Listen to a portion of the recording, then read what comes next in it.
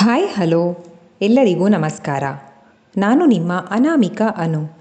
ಅಭಿವ್ಯಕ್ತಿ ಡಯರೀಸ್ ಯೂಟ್ಯೂಬ್ ಚಾನಲ್ಗೆ ನಿಮ್ಮೆಲ್ಲರಿಗೂ ಸ್ವಾಗತ. ಇನ್ನೂ ಯಾರೆಲ್ಲ ಈ ಚಾನಲ್ಗೆ ಸಬ್ಸ್ಕ್ರೈಬ್ ಆಗಿಲ್ಲ, ದಯವಿಟ್ಟು ಸಬ್ಸ್ಕ್ರೈಬ್ ಮಾಡಿಕೊಂಡು ಪ್ರೋತ್ಸಾಹ ನೀಡಿ. ಇಲ್ಲಿ ಪ್ರಸಾರವಾಗುವ ಕಥೆಗಳನ್ನು ಕೇಳಿ ನಿಮಗೆ ಇಷ್ಟವಾದರೆ ಲೈಕ್ ಕೊಟ್ಟು ಕಮೆಂಟ್ ಮಾಡಿ ಹೆಚ್ಚು ಹೆಚ್ಚು ಶೇರ್ ಮಾಡುವುದರ ಮೂಲಕ ನಮಗೆ ಮತ್ತಷ್ಟು ಪ್ರೋತ್ಸಾಹ ನೀಡೋದನ್ನು ಮರಿಬೇಡಿ. ಪ್ರೀತಿಗಾಗಿ ಕಥೆಯ 6ನೇ ಅಧ್ಯಾಯವನ್ನು ನೀವೆಲ್ಲರೂ ಕೇಳಿ ಆನಂದಿಸಿದ್ದೀರಂತ ಭಾವಿಸ್ತೇನೆ. ಹಾಗಾದರೆ 7ನೇ ಅಧ್ಯಾಯವನ್ನು ಶುರು ಮಾಡೋಣ. ಸುಮಾಳನ್ನು ತವರು ಮನೆಯಿಂದ ಗಂಡನ ಮನೆಗೆ ಕಳುಹಿಸಿಕೊಡಲಾಗಿತ್ತು. ಅಂಶಿಕಾ ತನ್ನ ದೊಡ್ಡಪ್ಪನಿಗೆ ಧೈರ್ಯ ಹೇಳಿದ್ಲು. ಇತ್ತ ದೀಪಾಂಶು ಮತ್ತು ಅವನ ಸ್ನೇಹಿತರು ಲೊಕೇಶನ್ನಿಂದ ಆಫೀಸಿಗೆ ಬಂದಿದ್ದರು. ಟೀಮಿನ ಎಲ್ಲರೂ ಕುಳಿತು ಪ್ರಾಜೆಕ್ಟ್ ಬಗ್ಗೆ ಡಿಸ್ಕಷನ್ ಮಾಡ್ತಾ ಇರುವಾಗ ದೀಪು ಒಬ್ಬೊಬ್ಬರಿಗೆ ಒಂದೊಂದು ಕೆಲಸ ವಹಿಸ್ತಾ, ಟೀಮ್ ಆಗಿ ಡೆಡಿಕೇಶನಿಂದ ವರ್ಕ್ ಮಾಡಿದರೆ ಖಂಡಿತ ನಾವು ಅಂದ್ಕೊಂಡ ಸಮಯಕ್ಕಿಂತ ಬೇಗನೆ ನಮ್ಮ ಪ್ರಾಜೆಕ್ಟ್ ಕಂಪ್ಲೀಟ್ ಆಗುತ್ತೆ. ಕ್ಲೈಂಟ್ಸ್ ಕೂಡ ಖುಷಿ ಆಗ್ತಾರೆ. ಆಗ ತನ್ನಿಂದ ತಾನೇ ಹೊಸ ಹೊಸ ಪ್ರಾಜೆಕ್ಟ್ಗಳು ನಮಗೆ ಸಿಗ್ತಾ ಹೋಗ್ತವೆ. ಎಲ್ಲರೂ ಏನು ಹೇಳ್ತೀರಾ, ಓಕೆ ಅಲ್ವಾ ಎಂದ ತನ್ನ ಎಲ್ಲ ಟೀಮಿನ ಎಲ್ಲ ಸದಸ್ಯರನ್ನು ಕುರಿತು. ನೀವೊಂಥರ ಎನರ್ಜಿ ಬೂಸ್ಟರ್ ಇದ್ದ ಹಾಗೆ ಸರ್. ನಿಮ್ಮ ಮಾತುಗಳು, ನೀವು ಸಪೋರ್ಟ್ ಮಾಡೋ ರೀತಿ ನಮಗೆ ಇನ್ನೂ ಹೆಚ್ಚು ಹೆಚ್ಚು ಕೆಲಸ ಮಾಡೋದಕ್ಕೆ ಹುರುಪು ತುಂಬಿದ ಹಾಗೆ ಆಗುತ್ತೆ.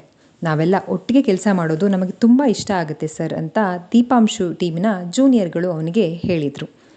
ಇದನ್ನೆಲ್ಲ ನಿಂತು ನೋಡುತ್ತಿದ್ದ ಮ್ಯಾನೇಜರ್ ಹತ್ತಿರಕ್ಕೆ ಬಂದು, ಗುಡ್ ದೀಪಾಂಶು, ವೆರಿ ಗುಡ್. ಇದನ್ನೇ ನಾನು ನಿಮ್ಮ ಟೀಮ್ನಿಂದ ಎಕ್ಸ್ಪೆಕ್ಟ್ ಮಾಡಿದ್ದು. Good job. ಹೀಗೆ ಟೀಮಲ್ಲಿ ಕೋಆರ್ಡಿನೇಷನಿಂದ ವರ್ಕ್ ಮಾಡಿದ್ರೆ ಯಾವುದೂ ಅಸಾಧ್ಯ ಅಲ್ಲ. I believe you will do well in this job very successfully ಎಂದು ದೀಪಾಂಶುವಿನ ಭುಜ ತಟ್ಟಿ ಹೇಳಿದರು. ಅಂದಹಾಗೆ ನಾಡಿದ್ದು ಹೊಸದಾಗಿ ಕಂಪ್ನಿಗೆ ಜಾಯ್ನ್ ಆಗಿರೋರು ಕಂಪ್ನಿಗೆ ಇನ್ ಆಗ್ತಾ ಇದ್ದಾರೆ. ಅವರೆಲ್ಲ ಕ್ಯಾಂಪಸ್ ಸೆಲೆಕ್ಷನ್ನಲ್ಲಿ ಸೆಲೆಕ್ಟ್ ಆಗಿರೋರು. ಅವರಿಗೆ ನಾಲೆಡ್ಜ್ ಇದೆ, ಆದರೆ ಎಕ್ಸ್ಪೀರಿಯನ್ಸ್ ಇಲ್ಲ.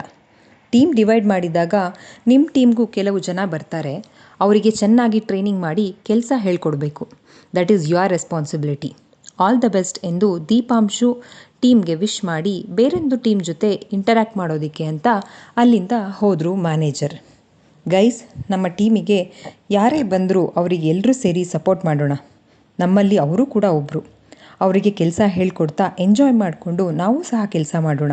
ಯಾರೂ ಟೆನ್ಷನ್ ಮಾಡ್ಕೋಬೇಡಿ. ಓಕೆ, ಹೋಗಿ ನಿಮ್ಮ ಕೆಲಸ ನೋಡ್ಕೊಳ್ಳಿ ಎಂದು ಎಲ್ಲರಿಗೂ ಮತ್ತೊಮ್ಮೆ ಆಲ್ ದ ಬೆಸ್ಟ್ ಹೇಳಿ ತನ್ನ ಡೆಸ್ಕ್ ಬಳಿ ಹೋಗಿ ಕೂತನು ದೀಪಾಂಶು. ಯಾವುದೋ ಒಂದು ಮೇಲನ್ನು ಚೆಕ್ ಮಾಡ್ತಾ, ದೀಪು ಬರ್ತೀಯಾ, ಕೆಫೆಟೇರಿಯಾಗೆ ಕಾಫಿ ಕುಡ್ದು ಬರೋದಕ್ಕೆ ಹೋಗೋಣ ಅಂತ ರಿಷಿ ಮತ್ತು ಸುಭಾಷ್ ಬಂದು ದೀಪುನ್ನ ಕೇಳಿದ್ರು. ನೀವು ಹೋಗಿರಿ, ನಾನೊಂದು ಮೇಲ್ಗೆ ರಿಪ್ಲೈ ಮಾಡೋದಿದೆ, ಮಾಡಿ ಮುಗಿಸಿ ಬರ್ತೀನಿ ಅಂತ ದೀಪಾಂಶು ಹೇಳ್ದ. ಸರಿ, ನಾವು ಹೋಗಿ ಒಂದು ದಮ್ ಹೊಡಿತಿರ್ತೀವಿ, ಬೇಗ ಬಾ ಮಗ ಎಂದು ಹೇಳಿ ರಿಷಿ ಮತ್ತು ಸುಭಾಷ್ ಇಬ್ಬರು ಅಲ್ಲಿಂದ ಹೋದರು. ಮೇಲ್ ಚೆಕ್ ಮಾಡಿ ರಿಪ್ಲೈ ಕೊಟ್ಟು ಇನ್ನೇನು ಲ್ಯಾಪ್ಟಾಪ್ ಕ್ಲೋಸ್ ಮಾಡಬೇಕು ಅನ್ನೋ ಅಷ್ಟರಲ್ಲಿ ಅವನ ಲ್ಯಾಪ್ಟಾಪ್ನಲ್ಲಿ ಕಂಪನಿಯ ಫೇಸ್ಬುಕ್ ಪೇಜ್ ಶೋ ಆಗಿತ್ತು. ಅದನ್ನು ನೋಡಿದವನಿಗೆ ಒಂದು ಹೊಸ ಐಡಿಯಾ ತಲೆಗೆ ಬಂದಿತ್ತು. ಅರೆ, ಈ ಆ್ಯಂಗಲಲ್ಲಿ ನಾನು ಯೋಚನೆನೇ ಮಾಡಿಲ್ಲ ಅಲ್ವಾ, ಎಂಥ ದಡ್ಡ ನಾನು. ಇವಾಗ ಪ್ರಪಂಚನೇ ಅಂಗೈಯಲ್ಲಿರುವಾಗ ಅಲ್ಲಿ ಇಲ್ಲಿ ಹುಡ್ಕೋ ಪ್ರಯತ್ನ ಯಾಕೆ ಮಾಡಿದೆ ನಾನು ಎಂದು ತನ್ನ ಹಣೆ ನೀವ್ಕೊಳ್ತಾ, ನನ್ನ ಮನಸ್ಸು ಕದ್ದು ಅಲ್ಲೇ ಮನೆ ಮಾಡಿಕೊಂಡವಳು ಯಾವುದಾದ್ರೂ ಸೋಷಿಯಲ್ ಮೀಡಿಯಾದಲ್ಲಿ ಇರ್ಬೋದಲ್ವಾ, ಹುಡುಕಿದ್ರೆ ಖಂಡಿತ ಸಿಗಬಹುದಲ್ವಾ ಎಂದ್ಕೊಳ್ತಾ ಏನೋ ಸಾಧಿಸಿದ ಖುಷಿ ದೀಪು ಮುಖದಲ್ಲಿ ಬಂದಿತ್ತು. ಇನ್ನು ಅವಳು ಸಿಕ್ಕೇ ಬಿಟ್ಲು ಅನ್ನೋ ಹಾಗೆ ಅವನ ಮುಖ ಅರಳಿತ್ತು. ತಕ್ಷಣವೇ ಫೇಸ್ಬುಕ್ ಓಪನ್ ಮಾಡಿ ಪ್ರೊಫೈಲ್ಗಳನ್ನು ಚೆಕ್ ಮಾಡ್ತಾ ಹೋದ ದೀಪು. ಇತ್ತ ಕೆಫೆಟೇರಿಯಾಗೆ ಬಂದಿದ್ದ ರಿಷಿ ಮತ್ತು ಸುಭಾಷ್ ಇಬ್ಬರು ಸಿಗರೇಟ್ ಸೇದಿ ಕಾಫಿ ಕೂಡ ಆರ್ಡರ್ ಮಾಡಿ ತಗೊಂಡು, ಇದೇನೋ ಇವಾಗ ಬರ್ತೀನಿ ನೀವು ಹೋಗಿರಿ ಅಂದವನು ಇಷ್ಟೊತ್ತಾದರೂ ಬರಲಿಲ್ಲ, ಕೆಲಸದಲ್ಲಿ ಮುಳುಗ್ಬಿಟ್ರೆ ಇವನಿಗೆಲ್ಲ ಮರ್ತೋಗುತ್ತೆ. ಅದರಲ್ಲೂ ಅವನ ಕನಸಿನ ಪ್ರಾಜೆಕ್ಟ್ ಸಿಕ್ಕ ಮೇಲಂತೂ ಸಾಹೇಬರು ಊಟ ತಿಂಡಿನೂ ಮರೆತು ಕೆಲಸ ಮಾಡ್ತಿದ್ದಾರೆ. ಹೇಗೋ ಅವನ ಕನಸಿನ ಪ್ರಾಜೆಕ್ಟ್ ಸಿಕ್ತು, ಅದನ್ನು ಅವನು ಸಕ್ಸಸ್ಫುಲ್ಲಾಗಿ ಮುಗಿಸ್ತಾನೆ. ಅದರ ಜೊತೆಗೆ ಅವನ ಆ ಬೆಳದಿಂಗಲ ಬಾಲೆ ಕೂಡ ಅವನಿಗೆ ಸಿಕ್ಬಿಟ್ರೆ ಎಷ್ಟು ಚೆನ್ನಾಗಿರುತ್ತಲ್ವಾ ಅಂತ ಸುಭಾಷ್ ಹೇಳ್ದ. ಆಗ ರಿಷಿ, ಹೌದು ಮಗ, ಅದೇನೋ ಚೆನ್ನಾಗಿದೆ, ಆದರೆ ಅವ್ರ ಮನೆಯವ್ರ ಬಗ್ಗೆ ನಿನಗೂ ಗೊತ್ತಿದೆ ಅಲ್ವಾ, ಇದನ್ನೆಲ್ಲ ಅವರು ಅಕ್ಸೆಪ್ಟ್ ಮಾಡಲ್ಲ. ಇಷ್ಟು ಕಷ್ಟಪಟ್ಟು ಅವಳನ್ನು ಹುಡುಕ್ತಾ ಇದ್ದಾನೆ, ಆಮೇಲೆ ಅವಳು ಸಿಕ್ಕಿದ್ರು ಮನೆಯವರು ಅವಳನ್ನು ಒಪ್ಕೊಳ್ಳಿಲ್ಲ ಅಂದರೆ ದೀಪು ಹೇಗೆ ತಗೋತಾನೋ ಇದನ್ನೆಲ್ಲ ಎಂದು ಕಳವಳ ವ್ಯಕ್ತಪಡಿಸಿದ ರಿಷಿ. ನೋಡಿದ ತಕ್ಷಣ ಪ್ರೀತಿ ಆಗೋದು ಅಷ್ಟು ಸುಲಭದ ಮಾತಲ್ಲ. ದೇವರು ಅವರಿಬ್ಬರನ್ನು ಸೇರಿಸಬೇಕು ಅಂತಲೇ ಇಬ್ಬರಿಗೂ ಭೇಟಿ ಮಾಡಿಸಿದ್ದಾನೆ ಅನಿಸುತ್ತೆ. ಅವರನ್ನು ದೇವರೇ ಒಂದು ಮಾಡ್ತಾನೆ ಬಿಡು. ಕಾಫಿ ತಣ್ಣಗಾಗ್ತಿದೆ, ಅವನಿಗೆ ಫೋನ್ ಮಾಡು ಬರಲಿ ಬೇಗ ಅಂತ ಸುಭಾಷ್ ಕಾಫಿ ಜೊತೆಗೆ ತೆಗೆದುಕೊಂಡಿದ್ದ ವೆಜ್ ಪಫ್ ತಿಂತ ಹೇಳಿದ್ದ. ರಿಷಿ ದೀಪುವಿಗೆ ಫೋನ್ ಮಾಡಿ, ಲೋ ಮಗ, ನಮ್ಮನ್ನೂ ಒಂಚೂರು ನೆನಪಲ್ಲಿ ಇಟ್ಕೊಳ್ಳೋ, ಹೋಗಿರಿ ಬರ್ತೀನಿ ಅಂತಂದೋನು ಎಲ್ಲಿ ಮುಳುಗೋಗಿದ್ಯಾ, ಕಾಫಿ ಮತ್ತು ಪಪ್ಸು ತಣ್ಣಗಾಗ್ತಾ ಇದೆ, ಬೇಗ ಬರಲಾ ಅಂತ ರಿಷಿ ಹೇಳ್ದ. ಮಗ, ನನಗೇನೋ ಒಂದು ದಾರಿ ಸಿಕ್ಕಿದೆ, ನನ್ನ ಹೃದಯದ ಅರಸಿಯನ್ನು ಹುಡ್ಕೋಕೆ. ಬರ್ತೀನಿರು, ಅಲ್ಲೇ ಬಂದು ಹೇಳ್ತೀನಿ ಅಂತ ಲ್ಯಾಪ್ಟಾಪ್ ಮಡಚಿಟ್ಟು ಕೆಫಿಟೇರಿಯಾ ಕಡೆ ಖುಷಿಯಿಂದ ಹೊರಟ ದೀಪಾಂಶು. ಏನೋ ಹೊಸ ದಾರಿ ಸಿಕ್ಕಿದೆ ಅಂತಿದ್ದಾನೆ, ಮತ್ತೆಲ್ಲಿ ಕರ್ಕೊಂಡು ಹೋಗ್ತಾನೋ, ಯಾವ ರೋಡಲ್ಲಿ ಅಲಿಸ್ತಾನೋ ಏನೋ ಮಗ ಅಂದ ರಿಷಿ ಸುಭಾಷ್ಗೆ ವಿಷಯ ತಿಳಿಸುತ್ತಾ. ಅವನೇ ಬರ್ತಾನಲ್ಲ, ಹೇಳ್ತಾನಿರು, ನೀನೇನೇನೋ ಯೋಚನೆ ಮಾಡಿ ಆತ್ರ ಆಂಜನೇಯ ನೀನು ಅಂದ ಸುಭಾಷ್. ಅಗೋ ಅವನೇ ಬಂದ ಎಂದ ದೀಪುವಿಗೆ ಕುಳಿತುಕೊಳ್ಳಲು ಚೇರ್ ಎಳೆದು ಕೊಡುತ್ತಾ. ಬಾ ಮಗ, ಏನೋ ಹೊಸ ದಾರಿ ಅಂದ್ಯಂತೆ, ಏನೋ ಎಂದ ಅವನಿಗೂ ಕುತೂಹಲವಿತ್ತು.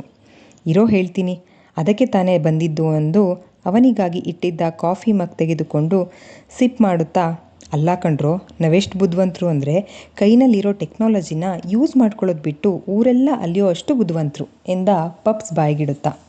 ಅದೇನು ಸರಿಯಾಗಿ ಹೇಳೋ, ಅರ್ಥ ಆಗೋ ಹಾಗೆ ಹೇಳು, ತಡ್ಕೊಳಕ್ಕಾಗ್ತಿಲ್ಲ ಅಂದ ರಿಷಿ.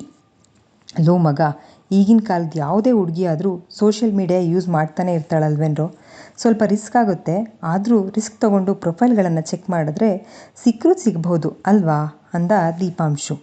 ನೀನು ಹೇಳೋದೇನೋ ಸರಿ, ಆದರೆ ಹೇಗೋ ಸರ್ಚ್ ಮಾಡೋದು, ಹೆಸರು ಅಥವಾ ಊರು ಗೊತ್ತಿದ್ರೆ ಸರ್ಚ್ ಮಾಡಬಹುದು ಅಂದ ಸುಭಾಷ್.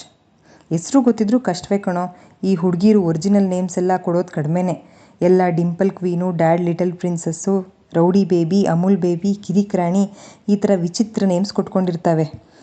ಸರ್ಚ್ ಮಾಡೋದು ಕಷ್ಟನೇ, ಅದರಲ್ಲೂ ದೀಪು ಪುಣ್ಯ ಮಾಡಿದರೆ ಪ್ರೊಫೈಲ್ಗಳು ಫೋಟೋ ಹಾಕಿದರೆ ಸರಿ ಹೋಯಿತು, ಇಲ್ಲ ಅದನ್ನು ಬಿಟ್ಟು ಪ್ರಾಣಿ, ಪಕ್ಷಿ, ಹೂ, ಇಲ್ಲಾಂದರೆ ಯಾವುದಾದ್ರೂ ಹೀರೋಯಿನ್ ಫೋಟೋ ಹಾಕ್ಕೊಂಡಿದ್ರೆ ಹೇಗೋ ಕಂಡುಹಿಡಿಯೋದು ಅಂತ ರಿಷಿ ಹೇಳ್ದ. ಹೌದು ಕಣೋ, ನಾನು ಇಷ್ಟೆಲ್ಲ ಯೋಚನೆನೇ ಮಾಡಿಲ್ಲ, ಯಾವುದೋ ಒಂದು ದಾರಿ ಸಿಕ್ತು ಅಂತ ಸಿಕ್ಕಾಪಟ್ಟೆ ಖುಷಿ ಆಗ್ಬಿಟ್ಟಿತ್ತು ಎಂದು ಮುಖ ಸಪ್ಪಗೆ ಮಾಡಿಕೊಂಡ ದೀಪಾಂಶು. ತಾನು ಕಂಡುಕೊಂಡ ದಾರಿಯೂ ಸಹ ವರ್ಕೌಟ್ ಆಗ್ತಿಲ್ವಲ್ಲ ಅನ್ನೋ ಬೇಜಾರಿತ್ತು ಅವನಲ್ಲಿ. ಹೇ ದೀಪು, ಹೀಗೆ ಮಾಡ್ಬೋದು ನೋಡು, ನಿನ್ನ ಐಡಿಯಾ ಫ್ಲಾಪ್ ಆಗಲ್ಲ. ಹೇಗೋ ನಿಮ್ಮ ಅತ್ತಿಗೆ ಪ್ರೊಫೈಲ್ ಚೆಕ್ ಮಾಡೋಣ, ಅದರಲ್ಲಿ ಫ್ರೆಂಡ್ ಲಿಸ್ಟ್ ಚೆಕ್ ಮಾಡಿದ್ರೆ ಸಿಗಬಹುದು ಅಂತ ಸುಭಾಷ್ ಉಪಾಯ ಕೊಟ್ಟಿದ್ದ.